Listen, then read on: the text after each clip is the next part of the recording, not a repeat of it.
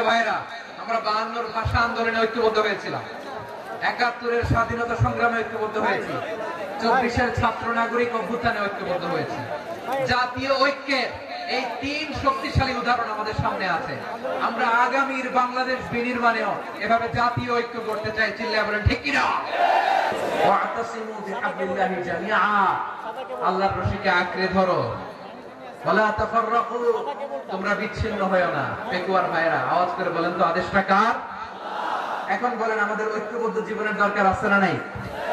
এই যে ডক্টর মোহাম্মদ ইউনূস আমাদের লিডার, উনি যে আমাদেরকে জাতীয় ঐক্যের আহ্বান জানিয়েছে, ওনার আহ্বানে আমাদের সাড়া দেওয়ার দরকার আছে না নাই?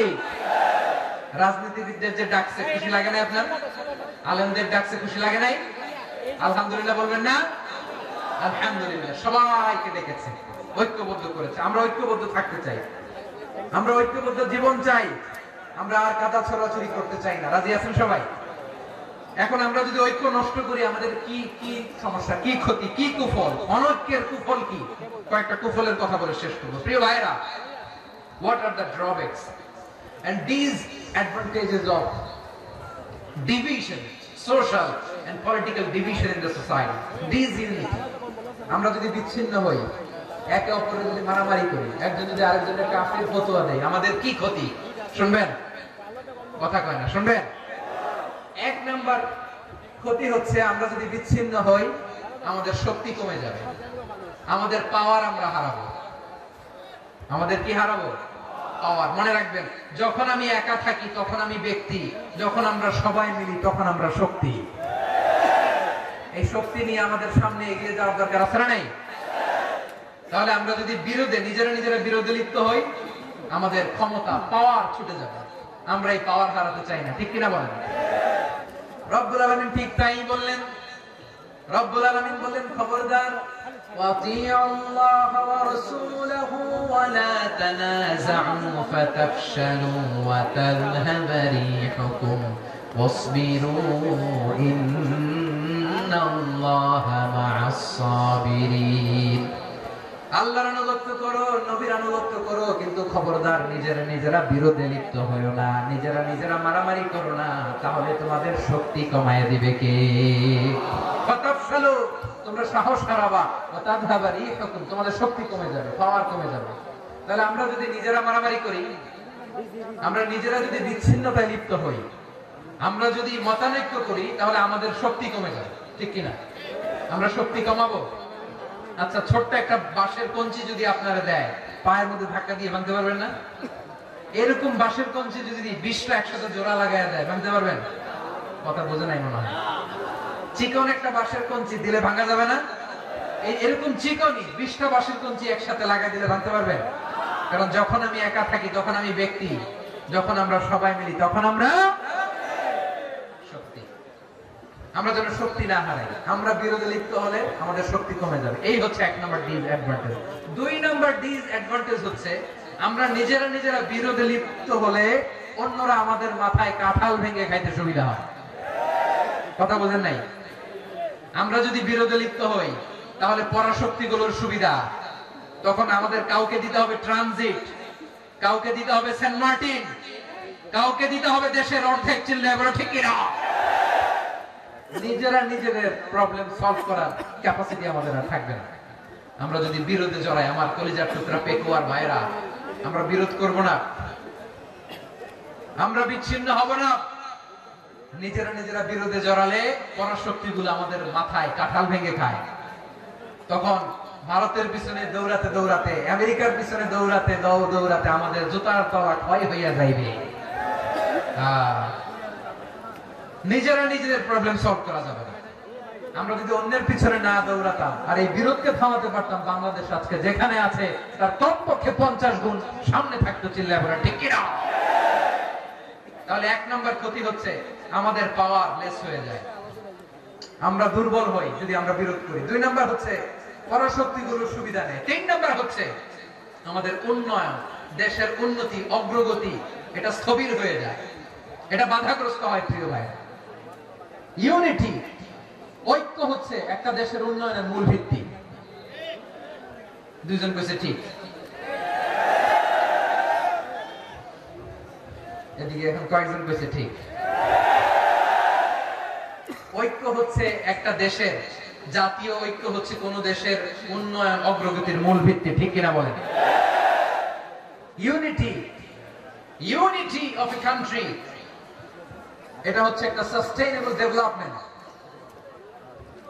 সোশ্যাল স্ট্যাবিলিটির জন্য এটা অনেক গুরুত্বপূর্ণ। এজন্য বিরোধের কোন স্থান আমরা দিব না, আমরা ঐক্যবদ্ধ থাকবো ইনশাআল্লাহ বলেন।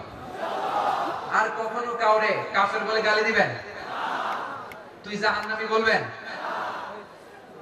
ঝগড়া লাগলে লাগাই দিবেন? তাহলে কি করবেন? মিলাই দিব। আওয়াজ করে বলেন কি করব?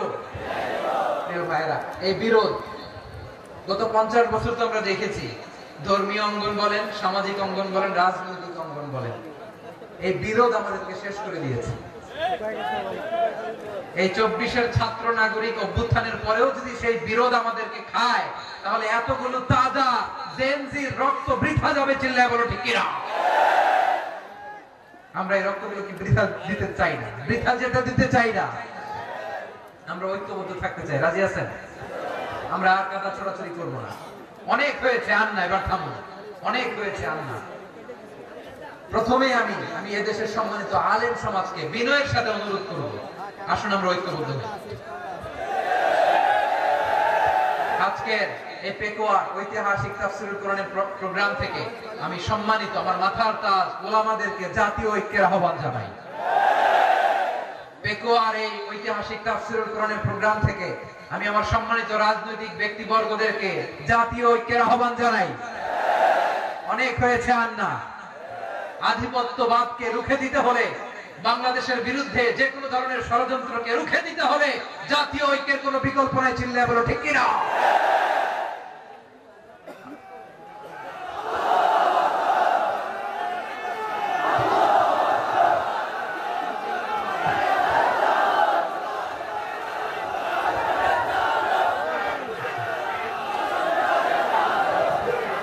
আমার প্রিয় ভাইয়েরা, আমার ভাইয়েরা, আর কাদা ছড়াছড়ি করব না ইনশাআল্লাহ বলেন। আল্লাহুম্মা ফাশহাদ। আল্লাহ তুমি সাক্ষী থাকো, আল্লাহ তুমি তৌফিক দাও। আওয়াজ করে পড়েন আমিন। আর একে অন্যকে কাফির বলে গালি দিব না, ঠিক কিনা বলেন? রাজি আছেন? ধ্বংস করে দিয়েছে আমরা আমাদেরকে। আপনারা হালাকু খানের নাম শুনেছেন? মঙ্গল অধিপতি হালাকু খান বাগদাদের আমাদের বিশাল দারুল হিকমা লাইব্রেরি ধ্বংস করেছে।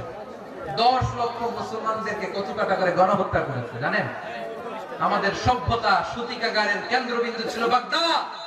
ইরাকের বাগদাদে যেদিন সে রক্ত নিয়ে হোলি খেলা করে, রক্তের হোলি খেলা যেদিন হয়, ওই দিনও বাগদাদে বাহাস চলতেছিল। আমাদের বাহাস কি চলতেছিল?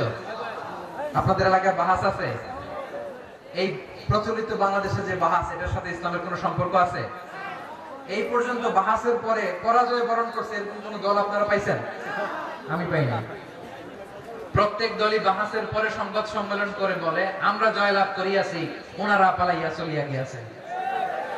আছে না নাই?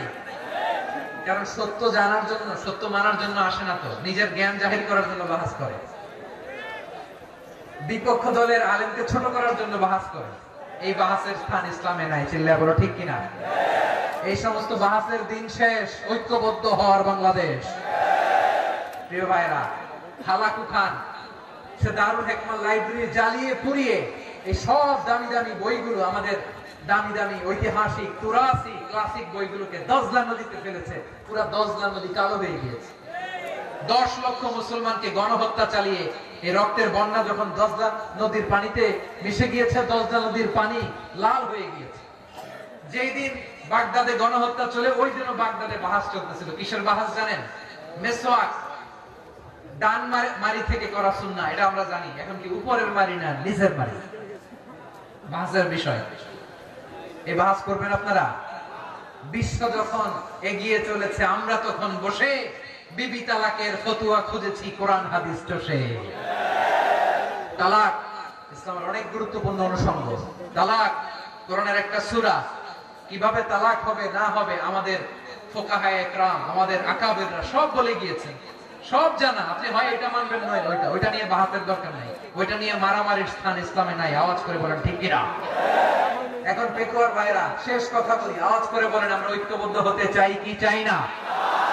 চান? এই যে আমি বিনয়ের সাথে আলেম সমাজকে জাতীয় ঐক্যের আহ্বান জানালাম, এটার সাথে আপনারা সংহতি প্রকাশ করেছেন? বিনয়ের সাথে আজকের এই পেকুয়ার ময়দান থেকে আমাদের রাজনৈতিক নেতৃবৃন্দদেরকে জাতীয় ঐক্যের আহ্বান জানাই, আপনারা সংহতি প্রকাশ করেছেন? এখন এটা রোডম্যাপ কি, কিভাবে আমরা ঐক্য প্রক্রিয়াতে এগিয়ে যাব? শেষ কথা বলি, একেবারে সহজ। আমাদের ওলামা মাশায়েখদেরকে, আমার মাথার তাজ তাদেরকে আমরা বলি, এই যে আমরা ঐক্যবদ্ধ হই নাই, আমরা কি বড় কিছু অর্জন করে ফেলছি? বলেন, আমরা কি খুব পাওয়ার সম্মানের জায়গায় আছি? খুব স্ট্রেংথের জায়গায় আছি? তো কিছুই তো নাই। আপনি ঐক্যবদ্ধ হইলে সমস্যা কোথায়? এমন তো না ঐক্যবদ্ধ না হওয়ার কারণে এতদিন আপনার অনেক কিছু ছিল, ঐক্যবদ্ধ হলে আপনি হারাবেন, এমন তো না। তো কিছুই যেহেতু আপনার নাই, আমার নাই, ঐক্যবদ্ধ হলে আমরা সমস্যা কোথায়? ঐক্যবদ্ধ হয়েই দেখি না, ঠিক কিনা? ঐক্যবদ্ধ হওয়ার দুইটা ওয়ে। রাজনৈতিক ঐক্য কিভাবে হবে? রাজনৈতিক সম্মানিত নেতারা ঠিক করবেন। আলেমরা কিভাবে ঐক্যবদ্ধ হবে? শেষ কথা বলে শেষ করছি, খুব গুরুত্বপূর্ণ। This is the punching line. এদিকে তাকান। ঐক্য হবে দুইটা পদ্ধতিতে। একটা হচ্ছে কমন গ্রাউন্ড নিয়ে, বেসড অন কমন গ্রাউন্ড। যেমন ধরেন, আমরা নামাজ কায়েম করতে চাই, জামাত ইসলাম এই কথার উপর একমত আছে না নাই? নামাজ কায়েম হোক, একমত না জামাত ইসলাম? হেফাজত একমত না? ইসলামী আন্দোলন একমত না? তাবলীগের ভাইয়েরা একমত না? পীরের মুরিদেরা একমত না? আপামর তাওহীদি মুসলিম জনতা একমত না? তাহলে নামাজ কায়েম করতে হবে, নামাজ কায়েম করতে হবে, এই কমন গ্রাউন্ডে আমরা সবাই একমত, ঠিক কিনা? যাকাত আদায় করতে হবে, সবাই একমত, ঠিক কিনা? কথা নাই, কথা নাই। যাকাত আদায় করতে হবে, সবাই একমত, ঠিক কিনা? নারীদের পর্দা করতে হবে, শালীন পোশাক পরতে হবে, একমত সবাই, ঠিক কিনা? বৈষম্য বিরোধী বাংলাদেশের ভিত্তিতে সবগুলো পথ ঠিক করতে হবে, চিল্লায় বলো ঠিক কিনা? আমরা একমত না? স্বাধীনতা সার্বভৌমত্বের প্রশ্নে আমরা সবাই একমত, ঠিক কিনা?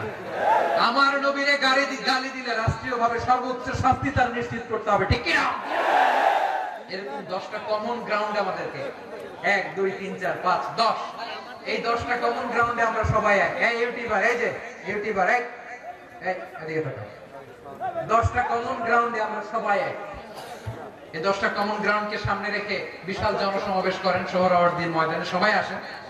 জামাত ইসলাম, হেফাজতে ইসলাম, ইসলামী আন্দোলন, পীরের মুরিদ, তাবলীগ, খেলাফত মজলিস, সবাই একসাথে হন।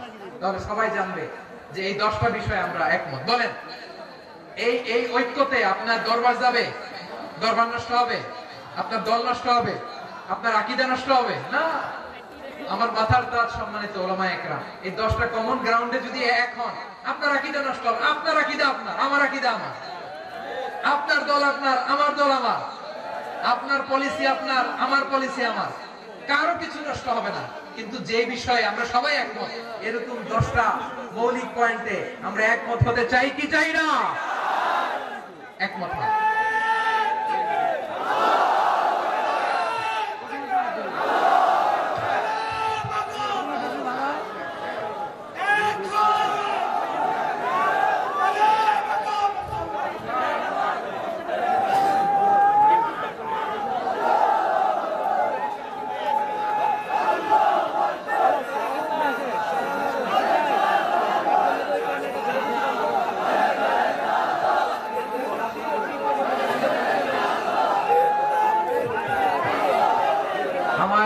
ভাইরা, তাহলে ঐক্যবদ্ধ হওয়ার 1 নম্বর পদ্ধতি বেসড অন কমন গ্রাউন্ড।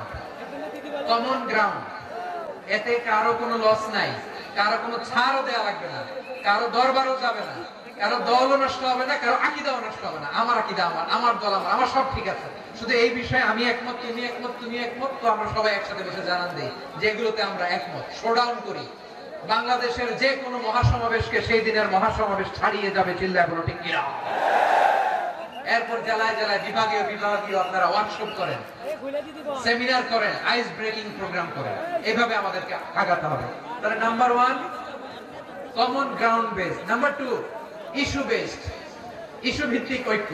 যখনই জরুরি কোনো ইস্যু আসবে আমরা ঐক্যবদ্ধ হব। রাজি আছেন সবাই? সবাই রাজি আছেন? আল্লাহ তাআলা আমাদের সবাইকে ঐক্যবদ্ধ জীবন ধারণের তৌফিক দান করুক, আমরা পড়ি আমিন। আজকের এই তাফসীর প্রোগ্রামকে আল্লাহ কবুল করুক, আমরা পড়ি আমিন। এই যে আমাদের যে ভাইরা, এই 24-এর ছাত্র নাগরিক অভ্যুত্থানে শহীদ হলো, আল্লাহ তাদের শাহাদাতকে কবুল করুক, আমরা পড়ি আমিন। এই আপনাদের ঐক্যবদ্ধ হওয়ার নমুনা। বসেন, এটা কি আদব হয়েছে? আদব আমি উঠছি, আমি না উঠলে আপনারা উঠতে পারবেন? এই এই লিপ সার্ভিসের তো কোনো দরকার নেই। বসেন বসেন। ওয়াসিম পেকুয়া, আহসান হাবিব চকরিয়া, তারা এই 24-এর ছাত্র নাগরিক অভ্যুত্থানে শহীদ হয়েছে। আমরা তাদের শাহাদাতের সর্বোচ্চ মাকাম আল্লাহর কাছে কামনা করি। আওয়াজ করে বলেন আমিন। প্রিয় ভাইরা, আমরা 52-র ভাষা আন্দোলনে ঐক্যবদ্ধ হয়েছিলাম, 71-এর স্বাধীনতা সংগ্রামে ঐক্যবদ্ধ হয়েছি, 24-এর ছাত্র নাগরিক অভ্যুত্থানে ঐক্যবদ্ধ হয়েছি। জাতীয় ঐক্যের এই 3 শক্তিশালী উদাহরণ আমাদের সামনে আছে। আমরা আগামীর বাংলাদেশ বিনির্মাণেও এভাবে জাতীয় ঐক্য করতে চাই। চিল্লায়া বলেন ঠিক কিনা? পুরা দেশবাসীর কাছে আমি জাতীয় ঐক্যের আহ্বান জানিয়ে পেকুয়ার এই প্রোগ্রাম থেকে আমি বিদায় নিচ্ছি। হাযা মা ইনদি ওয়াল ইলমু ইনদাল্লাহ আলাইহি তাওয়াক্কালতু ওয়া ইলাইহি উনীব। সুবহানাকাল্লাহুম্মা ওয়া বিহামদিকা আশহাদু আল্লা ইলাহা ইল্লা আনতা আস্তাগফিরুকা ওয়া আতুবু ইলাইক। আল্লাহুম্মা আমিন। রব্বানা ظلمنا أنفسنا وإن لم تغفر لنا وترحمنا لنكونن من الخاسرين. ربنا آتنا في الدنيا حسنة وفي الآخرة حسنة وقنا عذاب النار. الله পেকুয়ারে বিশাল তাফসীরুল কোরআনের জনসমুদ্রকে তুমি কবুল আর মঞ্জুর করে নাও। রব্বুল আলামিন ঐক্যবদ্ধ জীবন ধারণের উপর যে আলোচনা করলাম, এই আলোচনার উপর তুমি আমাদেরকে আমল করার তৌফিক দান করো। আমরা যেন দেশ মাতৃকাকে রক্ষা করতে যে, দেশের স্বাধীনতা সার্বভৌমত্বকে রক্ষা করতে যে জাতীয় ঐক্য গঠন করতে পারি তৌফিক দাও। রব্বুল আলামিন আমাদের সকল মৃত আত্মীয় স্বজনকে তুমি মাফ করে দাও। রব্বুল আলামিন আমাদের মাওলানা শহীদুল্লাহ স্মৃতি সংসদের উদ্যোগে আজকের এই প্রোগ্রাম, মাওলানা শহীদুল্লাহ পাশে কবরে শুয়ে আছে, আল্লাহ তার কবরটারে তুমি জান্নাতের বাগান বানিয়ে দাও। রব্বানা তাকাব্বাল মিন্না إنك أنت السميع العليم وتب علينا يا مولانا إنك أنت التواب الرحيم. سبحان ربك رب العزة عما يصفون وسلام على المرسلين والحمد لله رب العالمين. واجعل آخر كلامنا عند الموت لا إله